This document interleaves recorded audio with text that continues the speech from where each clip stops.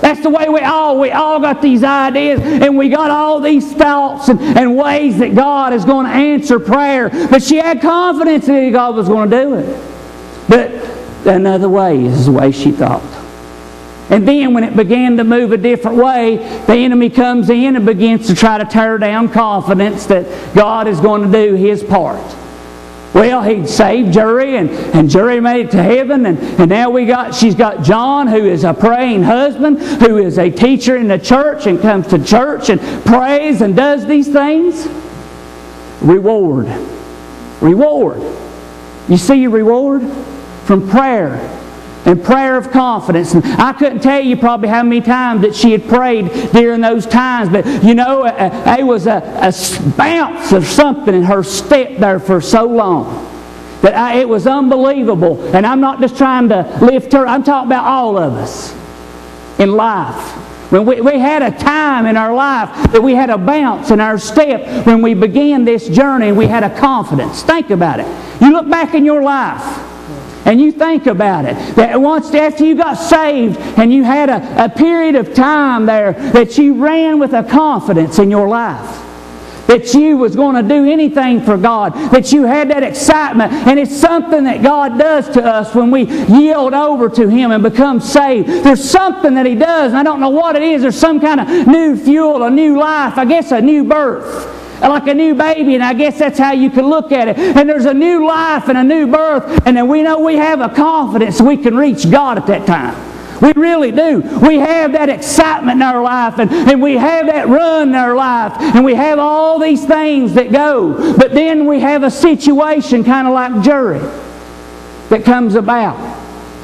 And then the enemy comes in and tells us, see, God didn't do what He said He'd do. And it begins to tear down the confidence.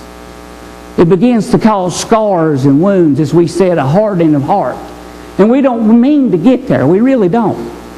But we don't realize the trickery of the enemy and how he tears down the heart and brings it into a place and tells us that our prayers, see, your prayer didn't get answered. I told you.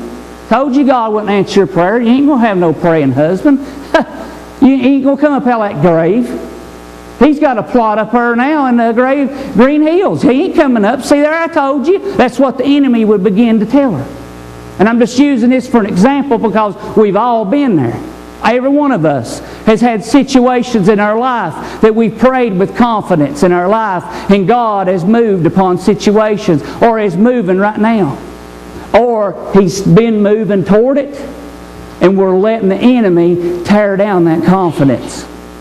And when he tears it down, look what it cost you. It cost you rewards. But God went on, even though the enemy came in like a flood and trying to tear Sandy down, trying to destroy her, and tried to destroy her and what was going on.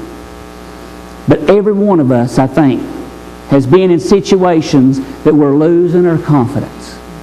We're losing that heirship. We're losing that we are the sons of God, believing in the King of Kings. And God is wanting to restore this. He's wanting to give us that back. Do you not want that bounce back? Do you not want to know that you're talking to God Himself? That you don't have to have a special temple that you have to go to?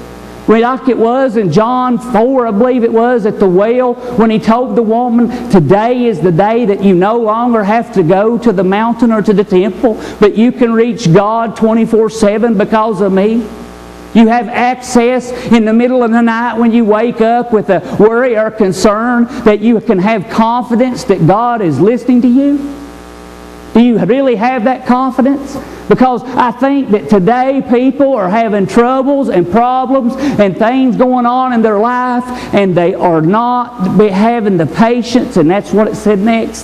Have patience to wait upon God to move upon situations, because every situation is not going to be a miracle move. As a matter of fact, 99, probably 0.99% of them takes time for God to change people. He could do it instantly, but He don't work that way. Yeah. It took time for tumors to grow in Jerry's brain. It took time for sickness to come into his life, that he would get to a point that he would say, oh my God, I better get it right. It took time for these things to happen and patience to wait through and take hold and see this happen. But how many prayers have you prayed up about your lost loved ones or situations in your life that you are losing confidence that you're an heir to the King of Kings and the Lord of Lords? How many times right now is the enemy tearing you down that you things you're praying for that line up with the will of God and the situations that God has told us that He would do, and we are losing our confidence that He's going to do it?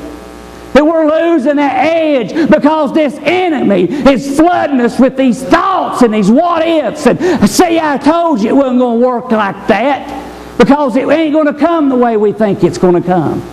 God's thoughts is higher than our thoughts. His ways are higher than our ways. But we can't lose confidence in what He's going to do, because He will answer and He will move, and He is doing, and He's working upon your prayers that line up with the will of God and line up with the Word. He's working upon them. Now, if you went down and started praying, Lord, I want to win that lottery, I may say you might want to lose that confidence, because that don't line up with the Word. You might want to get rid of that one. You might want to throw that one to the side. You can keep all the patience you want, and you may look up and win it. You may do it, but I don't believe it's an answer from God, because I just don't believe in gambling being it as part of it. I really don't. But the confidence that people's losing is losing rewards. Think about the rewards we're giving away. Because we prayed for things in our life, and we prayed for situations to happen for our family members and for things to happen.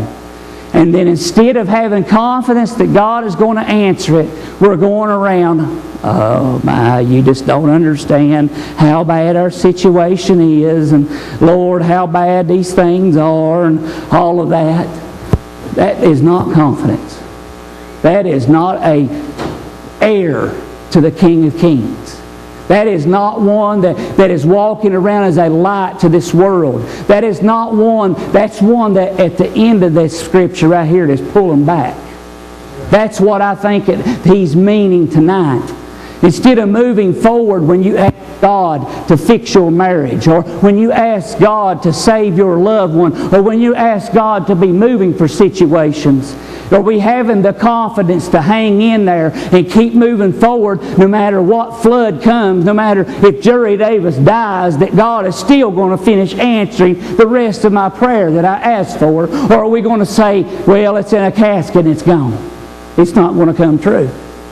And see, that's the enemy's job. That's what we said this morning. He is stealing our confidence. He's stealing our heirship. He is stealing these things from us, and the confidence that we are the sons of God, that we have. That's a partner. That is a togetherness. That is equal terms. And when He said that we are come together and heirs together with Him into the promises of God. But do you really have that? That right now, that you know beyond a shadow of a doubt, or right now is your mind wandering to different places and going downhill and saying, but Lord, oh my, I know, and this and that. It just goes everywhere, and what ifs, and how this is, and oh, how that is, and well, I don't know, and this situation just all to pieces, and I don't know if God can fix this or not. That ain't confidence. And that's where believers are right now. That's where they're at. That's where the situations are right now. It's going on. That's what I was talking about, you know, that operation that I'm going to right now, I'm working at, they need major change. They need something done because it's not working. They need something. They need to get confidence to go a different route or keep doing the same old routine that's failing. And like we've said many times, it's a moron to continue to do the same thing and expect different results. We've got to change if we want to change and get that change out, because believers today have lost confidence, and we got to quit backing up and start going forward. We got to quit backing up and saying, God, why are you not answering my prayers, when we don't even know what's going on behind the scene? That there might be something that God's doing to the